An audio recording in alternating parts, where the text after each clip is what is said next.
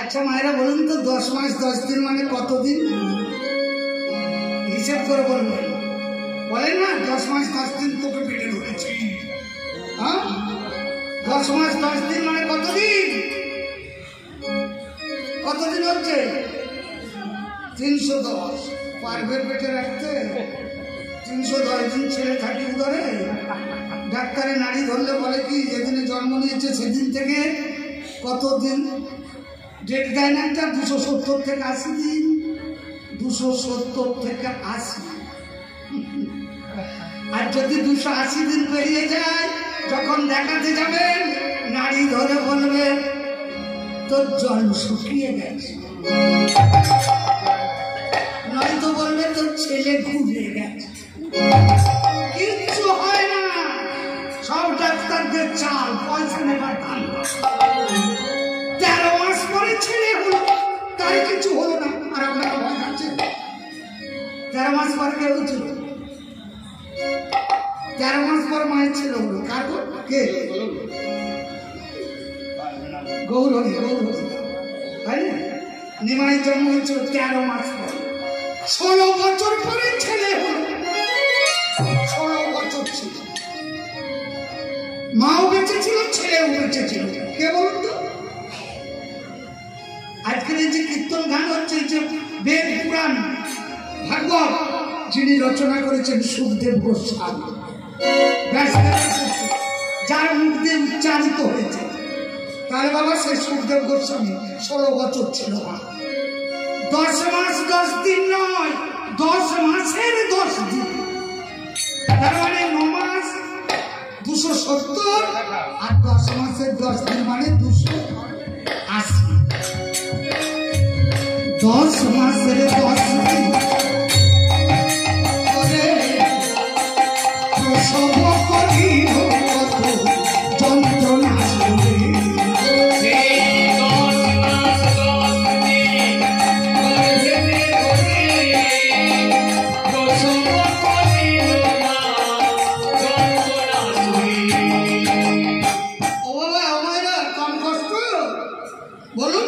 যখন উদর বেড়ে যায় দেখবেন মায়েরা এরকম কোমরে হাত দিয়ে গোবিন্দ এরকম জানাই না, কষ্ট করে, এত কষ্ট করলেন যে যন্ত্রণা করে প্রসব করলেন, আপনারা সব ভুলে গেলেন, এত কষ্ট সব ভুলে গেলেন। কবে বলেন তো তিনি? কোন দিনে ভুলেছিলেন? বলতে পারবেন না। যখনই ছেলেটা হয়ে যায় না, দেখবেন ছেলেকে পরিষ্কার করছে, মাকে বেডে শুইয়ে দিয়েছে, মা বেডে পড়ে পড়ে বলছে মা আমার ব্যাটা করছে, ও আমার ব্যাটা করছে। আপনি ব্যাটার মুখ দেখবে, মা তাড়াতাড়ি আনছে ছেলেটাকে, ও মা এই দেখ দেখ দেখ দেখ এই যে তোর ব্যাটা কেমন হয়েছে, দেখো নাকটা তোমার জমানের মতো হয়ে। সব যন্ত্রণা ভুলে গেলেন, কোলে তুলে নিল যে মা, কহিল যত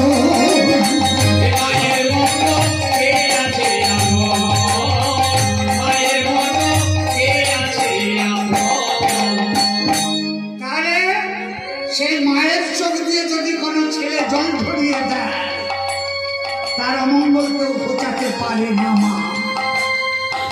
আজকে গুরুয়ারটা লঙ্ঘন করে আনতে গেল, এনে বসতে দিলেন, চরণ ধুইয়ে দিলেন, এইবারে জিজ্ঞাসা করছে বলুন কি সেবা করবেন? বাবা ঠাকুর শনি তাকিয়ে চিন্তা করছে বিপদের শেষ নাই। বলে মহারাজ আমি যা খাবো দেবেন? বলে হ্যাঁ, এটা রাজবাড়ি, কোনো জিনিসের অভাব নেই, আপনি বলুন কি সেবা করবেন? তখন বলছে 3 সত্য করো, 3 সত্য করো, 3 সত্য করো, আমি যা সেবা করবো তুমি করা। তাহলে করলাম। গুরুদেব বলছে না করো না, ও মায়াবী ব্রাহ্মণ এমন কিছু খেতে চাইবে যা তুমি খাওয়াতে পারবে না। এটা রাজবাড়ির কোনো জিনিসের অভাব নেই, বলুন কি সেবা করবো? 3 সত্যি করলাম, যা সেবা করবেন করাবো করাবো করাবো। ও মায়েরা শনি এরকম করে তাকিয়ে দেখে বলছে, বলবো বলা বলবো, আরে বিগমান অন্যের সঙ্গে করিব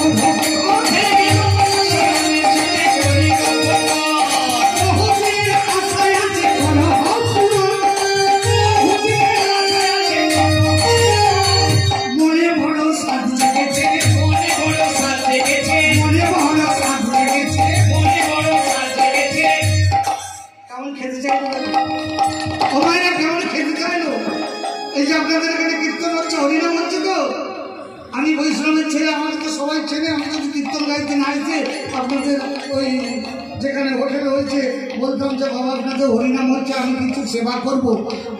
যারা ম্যানেজার বাবুরা রয়েছেন, কমিটির লোক যদি বলতেন আপনি বলুন কি সেবা করবেন, আমাদের এখানে এসেছেন, আমি যদি বলতাম আপনাদের হরিনাম হচ্ছে, আমি মাংসের জল ভাত খাবো,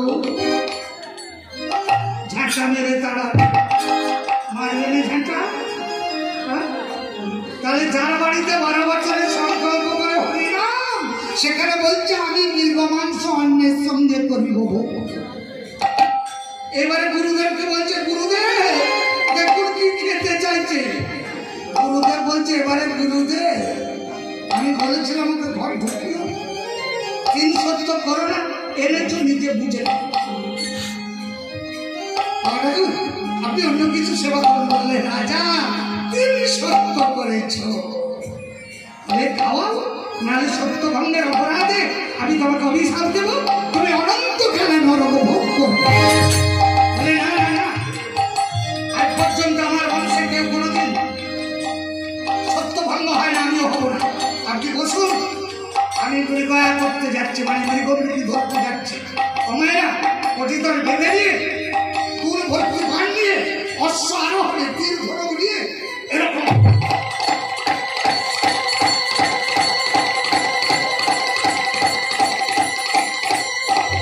চলছে।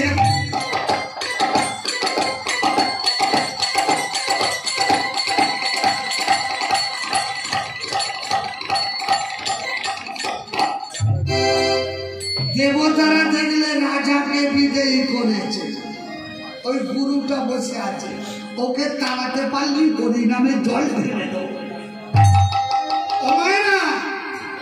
তাই করলো কি, রাজাকে বনে আটকে দিলেন। দেবতারা কি করেছে জানেন, গভীর জঙ্গলে প্রবেশ করা মাত্র উনি পিপাসায় কাতর হয়ে উঠলেন, আর মায়াকে অপরূপ সুন্দরী নারী সাজিয়ে একটি গৃহের মধ্যে দরজায় বস করে গেছিলেন। তবে এই তো পিপাসায় কাতর, ক্ষুধা লেগেছে, যেতে যেতে জঙ্গলের মধ্যে গিয়ে দেখছে একটি সুন্দর বাড়ি আর একটি অপরূপ সুন্দরী নারী। যেমনই চোখের দিকে তাকালো না, ওমর কেমন যেন হয়ে গেল, মানে মায়া আকর্ষণ করছে, সব ভুলে যায়। বাবা শুধু মহারাজ একা ভুলে গেল, আপনারা ভুলে যাননি? গিয়ে বললেন কি একটু অন্ন দেবে, পানীয় জল দেবে। হাতটা ধরে বললেন, আসুন মহারাজ। আরে মায়া নারীর পরশনে সব ভুলে গেল,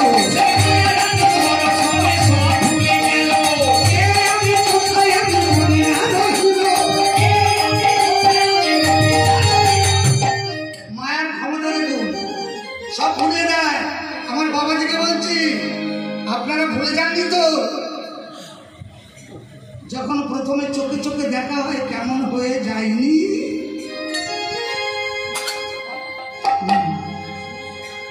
হ্যাঁ গো অমায়েরা, বাবা আমাদের যখন প্রথম চোখে চোখে দেখা হয় কেমন হয়ে যায়নি? হ্যাঁ, যদি আগে থেকে দেখা না হয়, শুভ দৃষ্টির সময় যখন দেখা হয় বলে না ভালো করে চেয়ে দেখ, দেখছি।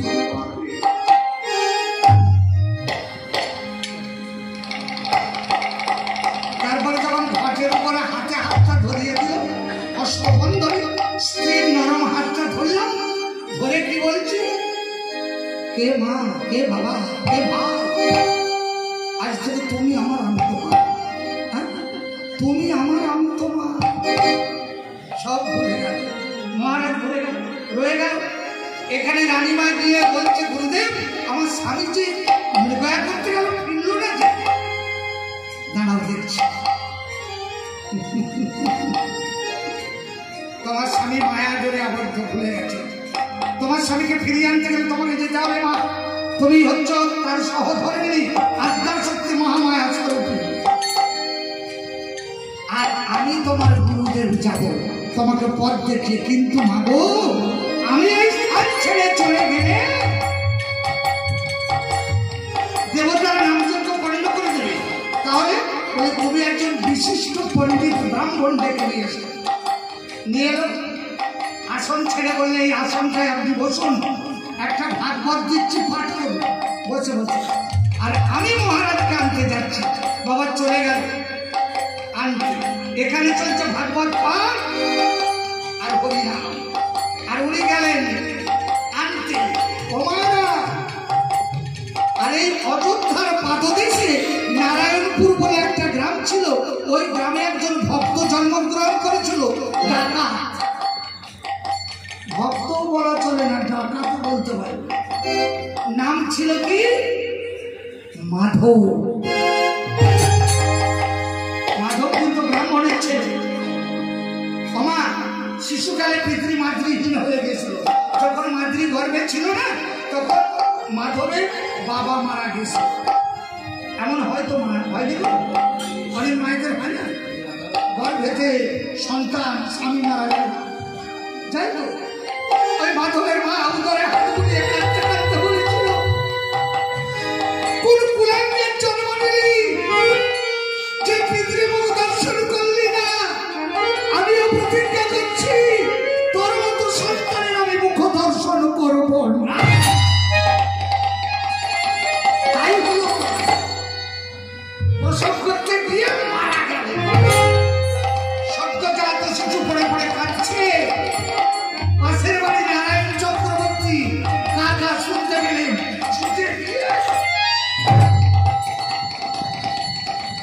দেখছি কি সুন্দর শিশু, কি কপাল করে জন্মেছি।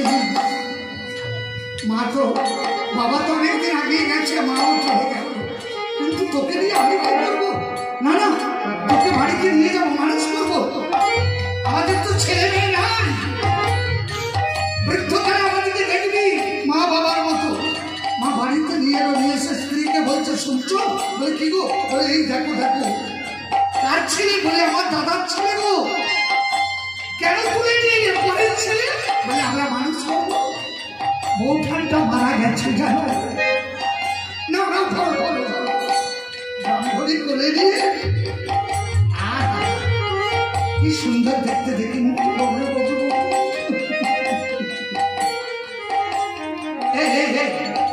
কি নাম রাখবে? বলছে ঠাকুরের নামে নাম রাখবে। যা উচ্চারণ করলে মানুষ মুখ দিয়ে নাম ধরে ডাকলে ঠাকুরকে ডাকা হবে, ভগবানকে ডাকা হবে, ভগবানের নামে রাখবে। বাবা আগেকার দিনে আমার মায়ের দিকে বলি, ছেলেদের নাম রাখতো ঠাকুরের নাম রাখতো না? গোবিন্দ, গোপাল, কেশব, গণেশ, কার্তিক, হরিপদ, শিবু। কেন মা?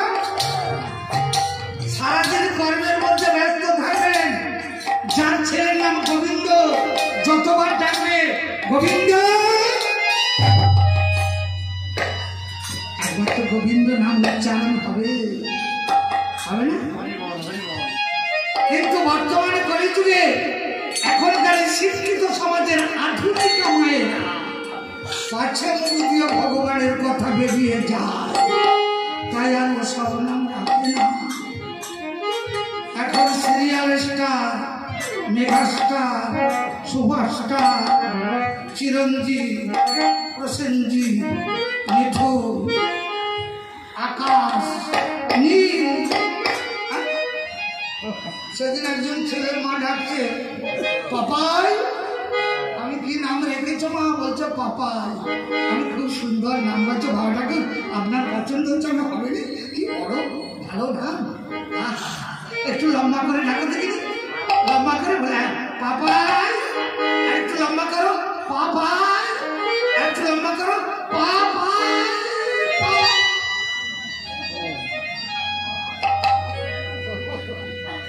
কাকে ডাকছো? ছেলে ডাকছো না বাপ ডাকছো? আমার মায়ের দিকে নিষেধ করে যায়, এ নাম কেউ যেন রাখবেন না। যদি পাপ ডেকে ঘর ঢুকুতে চান তো রাখবেন। এর নাম রাখলো কি? মাধব। কৃষ্ণের অপর নাম মাধব। আমার ছেলে বা ধীরে ধীরে বড় হচ্ছে গো, কিন্তু এত বদমাইশ। যখন 5 বছর বয়স হলে হাতে খড়ি দিলে, বাবা আমাদের ব্রাহ্মণ বৈষ্ণবদের একটা নিয়ম আছে, 5 বছরে খড়ি, আরে 9 বছরে দড়ি। বাবা দিয়ে গেছে 9 বছরে দড়ি। যখন 9 বছরের ছেলে কত বড় হবে, এখানে সেরকম নাই মনে হচ্ছে। বসে আছে ওইরকম হবে, এত বদমাইশ। লেখাপড়া হচ্ছে না, বই ছেড়েছিলি, মানে আমার মতো আর কি। বাবা যে কথা বলতে বলতে চাপা দিয়ে চলে গেছি মা, যে আমার মতো বলতে মানে বলছিলাম না যে যা করবেন করবেন, মাকে কাঁদাবেন না, তবে মা অভিশাপ দিলে ফলে বলে মা বলে গো। আপনারা ছেলেকে অভিশাপ দেন না? দিয়েছেন? ও মায়েরা আপনারা দিয়েছেন ছেলেকে অভিশাপ? জানি তো। বাহ বাহ বাহ। বাবা যেখানে কীর্তন গাইতে যায় মায়েদেরকে জিজ্ঞাসা করি, সব মায়েরাই বলে না বাবা ছেলেকে কেউ অভিশাপ দেয়। পশ্চিমবাংলায় এমন কোনো মা নাই যে ছেলেকে অভিশাপ দেয়। আমার মা কত দিয়েছে, কিছুই হয়। ছোটবেলা এরকম ছেলে আর কি বদমাইশ ছিলাম, মা খাইয়ে দাইয়ে দিয়ে বইয়ের ব্যাগটা কাঁধে দিয়ে পাঠিয়ে দিল স্কুল। আমার তো পড়া হয় না, আমরা ছুটে বসে আছি। আর যখন ছেলেগুলো ঘর কাজ চাপিয়ে আসছে, মা মনে করছে ছেলেটা আমার কি পড়াই পড়ছে। একদিন পাড়ার ছেলেকে জিজ্ঞাসা করেছে, আমাদের শ্যামসুন্দর কেমন লেখাপড়া করছে রে? ওই তো 6 দিন স্কুল যায় না, কোথাও থাকি রে? বলে কেন তোমাদের ঢোকার পরে আমরা ওরা বলি না, বলে কি করে বলবো? ও মায়েরা আমি বলেই দিয়েছিলাম, যদি আমার মাকে বলেছি না টুটি ছিঁড়ে দেবো।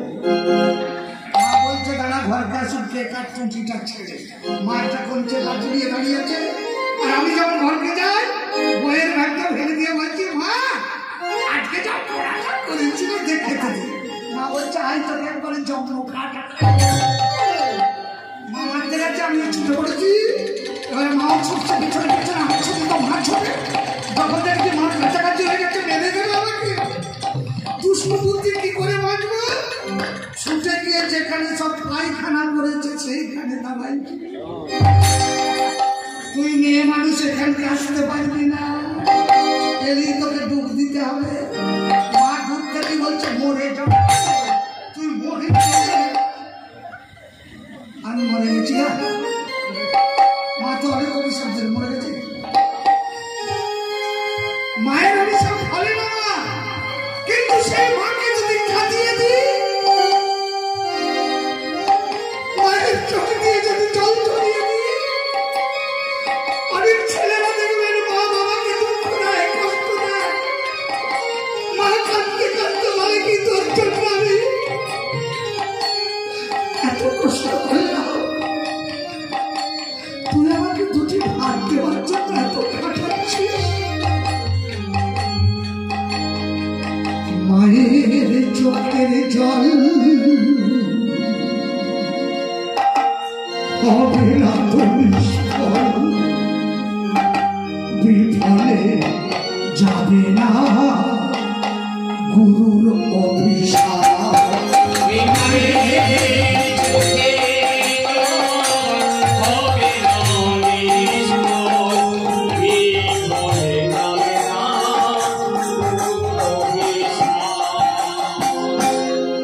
মায়ের চোখের জল হবে না তো নিষ্ফল, বিফলে যাবে না গুরুর অভিশাপ। তাহলে ভাগ্যবান মায়েরা, ছেলেটা যত বড় হতে লাগলো দুষ্ট হতে লাগলো, মারামারি পারি। যখন 12-14 বছর বয়স হয়ে গেছে, কুসঙ্গী ছুটে গেল। একদিন ঘরকে এসেছে, কাকা জিজ্ঞাসা করছে, আরে মাধব, দাঁড়িয়ে বলছে, কাকা কিছু বলবে? আরে কদিন ধরে লক্ষ্য করছে তোর কাঁধেতে পৈতেটা নেই।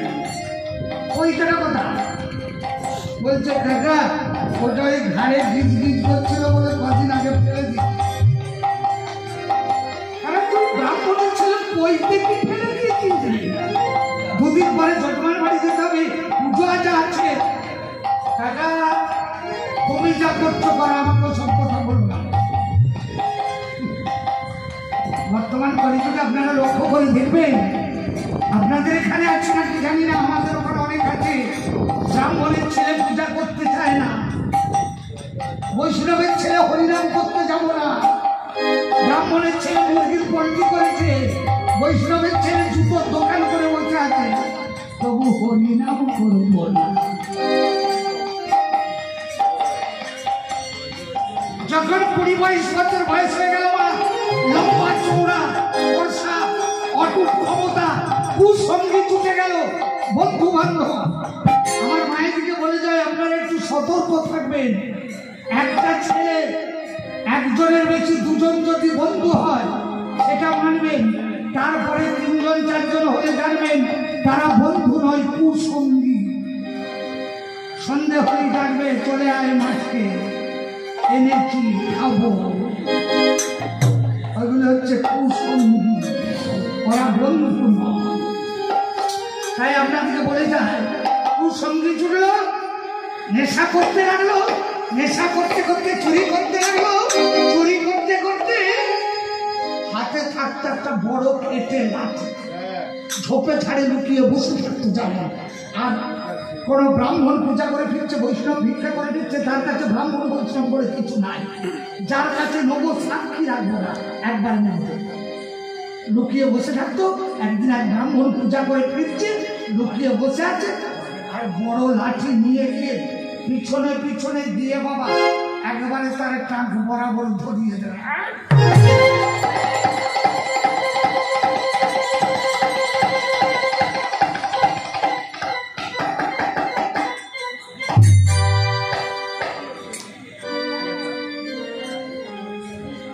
এক ভাই মানুষ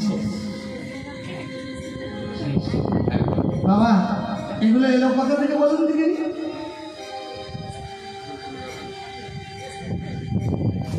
গিরি নিচ্ছি নাকি বাবা? এক ভাই ব্রাহ্মণ শেষ হয়ে গেল। এগুলো কথা থেকে এলো না, নেশা নেশা। এবার আপনাদেরকে জিজ্ঞাসা করি, নেশা করা ভালো? আমার নেশা করা ভালো বাবা? নেশা করা ভালো? ভালো নয় তো। আমি আপনাদেরকে জোড়াত করে বলে যাচ্ছি, যদি বাঁচতে চান নেশা করুন। নেশা তো আবার অনেক রকমের আছে। কারো টাকার নেশা, টাকার নেশা, কারো নারীর নেশা, কারো সুরার নেশা, সুরার নেশা, কারো হরিনামের নেশা।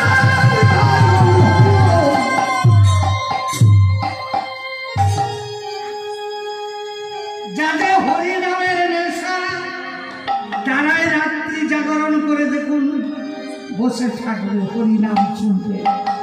আর যাদের নামে নেশা নাই, খাবার নেশা চলে গেল, ঘুমোবার নেশা চলে গেল, রোজগারের নেশা চলে যাবে, সুরার নেশা, হরিনামের তলায় থাকবে না, পাশে দিয়ে খাবো। এই নেশাটা করুন, হরিনামের নেশা। তাই তো গৌর হরি বললেন, নামে নেশা করো, নামে নেশা, হরি নামে নেশা করো, বদ নেশা ছাড়ো, মন তোমারে নিষেধ করি।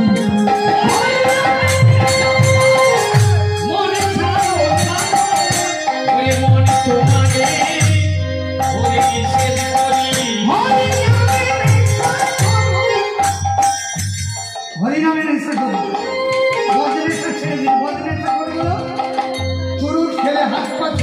গলায় ফেলে লক্ষ্মী ছাড়ে। যে করে গো সুরার নেশা থাকে না তার বাড়ির আশা। আমার মায়ের থেকে বলি, যারা খুব বেশি সুরা পান করে তারা যে ঘরকে যাবে গ্যারেন্টি কিছু নাই। বেশি হলে যেখানে হলো সেখানেই পড়ে রইল। আর আমার মায়ের থেকে বলি, যদি সেরকম লোক আপনাদের ঘরে থাকে নিজেরা একটু সাবধানে থাকবেন, কারণ যখন টাকা পয়সা থাকবে না না দেখবেন খালা ঘড়ি বাড়ি যা পাবে বকল করে নিয়ে কেটে পড়বে। বিচে খাইছে পিতল কাঁথা অবশেষে করে চুরি। নেশা করতে করতে চুরি। মাধব হয়ে হল সন্ত্রাস, মাধব হয়ে হল দুর্ধর্ষ। মাধবের ভয়ে কেউ ঘর থেকে বেরোতে পারে না। গ্রামের লোক দিয়ে কাকার কাছে নালিশ করলো, ঠাকুর মশাই আপনার ভাইপোকে একটু বুঝিয়ে বলুন, ওর জন্য আমার ঘর থেকে বেরোতে পারছি না। ও মায়েরা সেদিনে করে গলায় গলায় খেয়েছে যাবে। খেয়ে চলতে চলতে আচ্ছা বাবা, মাতাল যদি ঠিক মতো সুরা পান করে একটা গোটা রাস্তা চাইছে একা যাবে, ভঙ্গির শেষ নাই। এরকম চলতে চলতে আসছে, গিয়ে দাঁড়িয়েছে। কাকা বলছে মাধব, দাঁড়িয়ে বলছে কাকা কিছু বলে। তুই কি মনে করেছিস পাঁচজন এসে ভাত কথা বলে যাচ্ছে, আমাকে শাসিয়ে যাচ্ছে? দাঁড়িয়ে বলছে কাকা এই কোন লোকটা বলে যায় তার নামটা বলে দাও। বলে কি করবি? বলছে কালকে সকাল আর শুনবে সে নাই। ব্রাহ্মণ বলছে কেমন হলো? বলেছিল বুড়ো বয়সে দেখলে সবটা মিটেছে। বলে দেখো যা হবার তো হয়েছে, ওকে রাস্তা থেকে ফেরাবে কি করে দেখো। ব্রাহ্মণী বলছে আমার মাথায় একটা বুদ্ধি এসেছে। বললো কি? না একটা বিয়ে দিয়ে দিলে হতো না? সুন্দর স্ত্রী পেলে। ভক্তমন্ডলী মায়েরা বাবারা আপনারা লক্ষ্য করে দেখবেন, অনেক পাষণ্ড মাতাল মানুষ যদি ভক্তিমতী স্ত্রী লাভ করে, সতী নারীর পুণ্য বলে তার সেই মাতাল পাষণ্ড স্বামীও অনেক সময় গোবিন্দের ভক্ত হয়ে যায়। আমার মায়েরা পারে না এমন কোনো জিনিস নাই। মহাশক্তি এরা ইচ্ছা করলে স্বর্গে তুলে দেবে, আবার চোখের পলকে আপনাকে একবারে নরকে ঠেলে দেবে। বাবা তাই বললে ভালো মেয়ে দেখে ব্রাহ্মণ বলছে তোর মাথাটা গেছে। বললে কেন? এই 8-10খানা গাঁয়ের লোক জেনে গেছে। হ্যাঁ 8-10খানা গাঁয়ের লোক জেনে গেছে